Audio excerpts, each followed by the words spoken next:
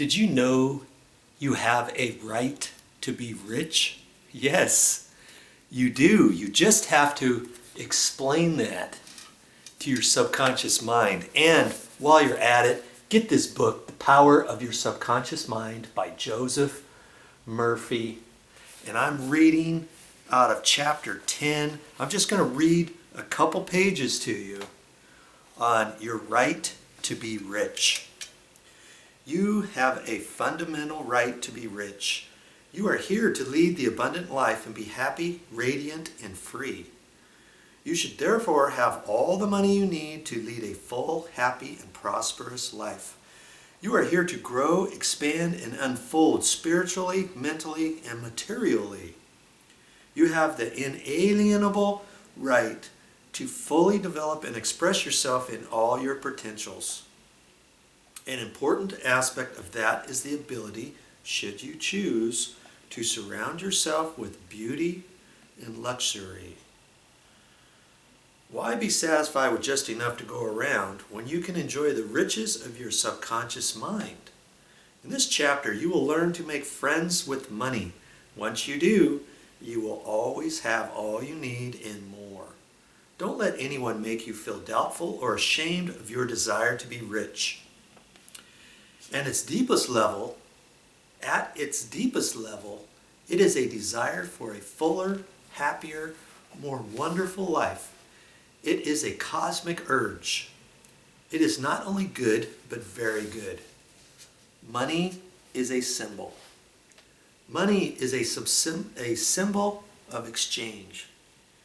To you, it is a symbol not only of freedom from want, but also of beauty, refinement, abundance, and luxury. It is also a symbol of the economic health of the nation. When your blood is circulating freely in your body, you are healthy. When money is circulating freely in your life, you are economically healthy. When people begin to hoard money, to put it away in tin boxes and become charged with fear, they become economically ill. As a symbol, money has taken many forms throughout the centuries. Almost anything you can think of has served as money at some point in time in history. Gold and silver, of course, but also salt, beads, and trinkets of various kinds. In early times, people's wealth was often determined by the number of sheep and oxen they had. Now we use currency and other negotiable instruments. One reason is obvious. It is much more convenient to write a check than to carry a few sheep around with you to pay bills. How to walk the royal road to riches. Once you understand the powers of your subconscious mind, you have within your grasp a road map to the royal road to riches of all kinds, spiritual, mental, or financial. Anyone who has taken the trouble to learn the laws of mind believes and knows definitely that she will never want. Regardless of economic crisis, stock market fluctuations, recessions, strikes, galloping inflation, or even war, she will always be amply supplied. The reason for this is that she has conveyed the idea of wealth to her subconscious mind. As a result, it keeps her supplied wherever she may be. She has convinced herself in her mind that money is forever flowing freely in her life and that there is always a wondrous supply available to her. As she decrees it, so it is. Should there be a financial collapse tomorrow and everything she possesses become worthless, she will still attract wealth. She will come through the crisis comfortably and likely even gain advantage from it. Why you do not have more money. Shall I read further? You want to know why you don't have more money? As you read this chapter, you may be thinking, I deserve a bigger income than I have. In my opinion, that is true of most people. They really do deserve to have more, but they are not likely to get it. One of the most important reasons these people do not have more money is that they silently or openly condemn it. They refer to money as filthy lucre. They tell their children and friends that the love of money is the root of all evil. Coupled with this, as a reason they do not prosper is that they have a sneaky subconscious feeling there is some special virtue in poverty. This subconscious pattern may be due to early childhood training, or it may be based on a false interpretation of scriptures. Money and a balanced life. I'll read a little bit more here. Money and a balanced life. One time a man came up to me and said, "I am broke." "That's all right. I do not like money. It is the root of all evil." These statements represent the thinking of a confused, neurotic mind.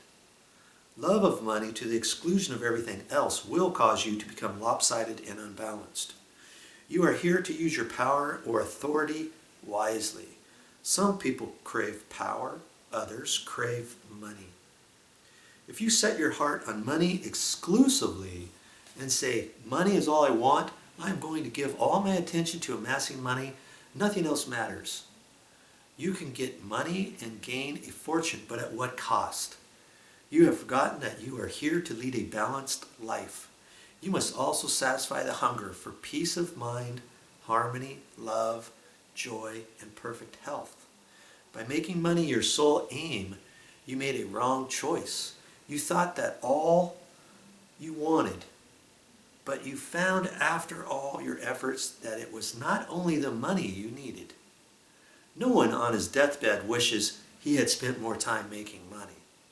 You also desire true expression of your hidden talents, true place in life, beauty, and the joy of contributing to the welfare and success of others. By learning the laws of your subconscious mind, you could have $1 million or many millions if you wanted them, and still have peace of mind, harmony, perfect health, and perfect expression. Think about that next time you think about money and the importance of money and the root of money. Train your mind to be positive about things, and get yourself this book, will you? The Power of Your Subconscious Mind. It will do wonders in the way of money for you, health, prosperity, goodness, love to others, love to mankind, the whole gambit. You'll learn all kinds of things in this book.